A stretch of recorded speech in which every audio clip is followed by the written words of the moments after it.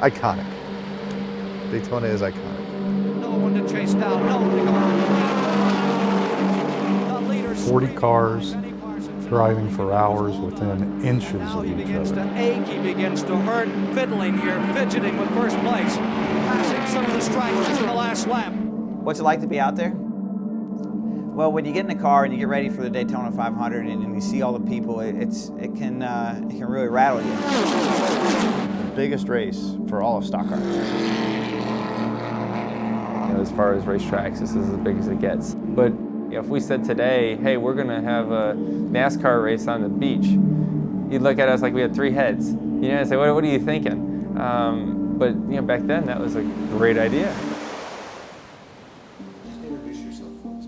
Yeah, I'm Herb Branham. I'm the director of the ISC Archives and Research Center. This was shot by a guy, Richard Lassane, who had a studio here in Daytona, and here's how they got him out of the water. Tide was coming in too. They needed to get him out. People from all over the world started coming here in 1903 to chase land speed records. So this beach is 500 feet wide and 26 miles long. So they got to bring their cars down here and just go ripping up and down the beach. And of course, they say the first race occurred when the second car was built. Sand was hard packed. It was perfect for land speed record competition, but not when you were getting up close to 300 miles an hour. So all the land speed record racers went out to Bonneville to the Salt Flats. So all of a sudden here was Daytona Beach, Florida, in the middle of the Depression. Tough times throughout the country, especially here, and especially when your city had just lost their one economic windfall for each year. The city started promoting stock car races. On a course, it was half beach and half road, 2 miles one way, 2 miles the other way. And then in late '47, Bill France, who was a driver who became a promoter, realized that racing could be big if it had credibility. At the time, stock car racing was not very credible, not very reliable. Guys would be out there racing, and the promoter would take off with the money and all this. So Bill says, well, let's go ahead and put together an organization where you have a guaranteed purse, you have a point fund, you have a national champion, and he brought the best of mechanics, owners, drivers together for a 4-day series of meetings in December of '47, and they came up with NASCAR.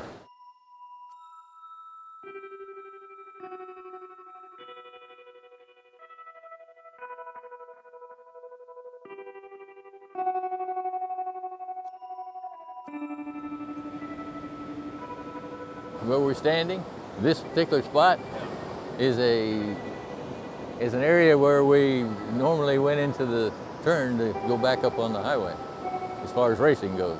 The famous North Turn. And it's tough to negotiate, especially when you have 3 or 4 cars all trying to get through that turn at the same time. A1A at the time was very narrow and very bumpy. You'd be going down the end of the backstretch, and you had to be able to brake to get into that tight left-hand turn. Kind of a survival thing. It was a tricky place to run. Of course, the softer the sand, the more it bogged your car down. The fastest place was right along the edge of the water. Just maybe even get your right wheels in the water a little bit. But that's the hardest part of the sand. So everybody's trying to run down there. The tide would come in towards the end of the races and make an absolute disaster out of the last hour or so. We had to keep moving into the worst part of the track. Windshields would get sandblasted. The salt water from the spray from coming out of the sand, the cars running into the water, you get on your windshield, and we just had to stick your head out the side and look. And so coming down the beach was just a constant adjustment, I guess you might say. And we'd be glad to get back on the asphalt where we could see ahead. So it was a little circus, a little Keystone Cops. I mean, it was deadly serious at the time, but looking back now, it was just pretty bizarre.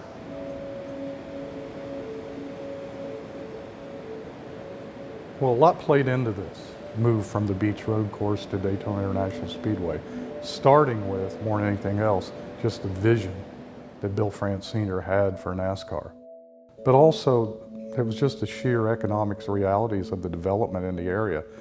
It was getting harder and harder to be able to stage huge stock car events down there where more and more people were building homes, businesses. Bill France Sr., who founded NASCAR, was a member of several pit crews at Indianapolis you know, the greatest track.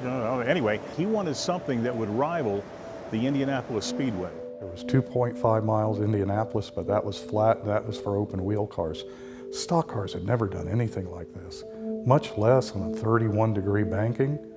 You know, it was crazy. That transition between 58 and 59, I mean, you're talking about light years from racing on the beach to this high-tech, super fast. No one had ever ridden or driven on a track that big before. It's awesome. There's a white flag. I was definitely in doubt when I drove into the racetrack and looked up there and saw those monster turns and couldn't hardly see the other end of it. You know, I said, what am I getting into? You know, you come there to race, you're going to do it. It's like a special kind of person to go from a local dirt track or a beach to this high speed that we have now. Got braver and found out, that's what you do. You just hold it wide open. Come on, Chip, let him out. There's the word. Light goes green. Then Gazera drops the green flag and the field hurdles into turn number 1. You have more of an equal opportunity out there on the super speedway to do well. Because here there's so many conditions, it was definitely much harder to drive the beach. Plenty of time to relax out there on the big track. You got the long straightaways, and here you get no time. So an awful lot has come about due to this strip of sand right here. The Daytona 500, that's the legacy. I wouldn't do anything. I wouldn't give anything for the time. I give them the 12 years of racing, and it was a good transition period from the beach to the super speedways, and from the short tracks and stuff, and you know, good period. I enjoyed it, and so. I still keep coming down, and I still, still a lot of us get together. We keep losing them because, Father Time's creeping up on us. But anyway, I don't know what else to tell you.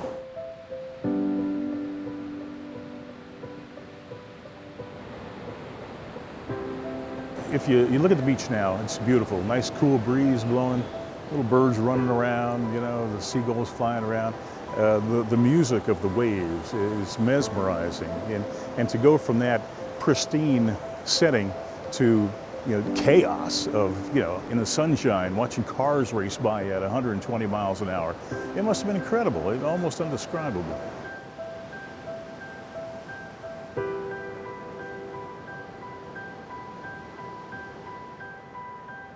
It's one and the same here at Daytona. The racing is what made this place. It continues to make this place. It's hard to imagine what Daytona Beach, Florida would be without the race.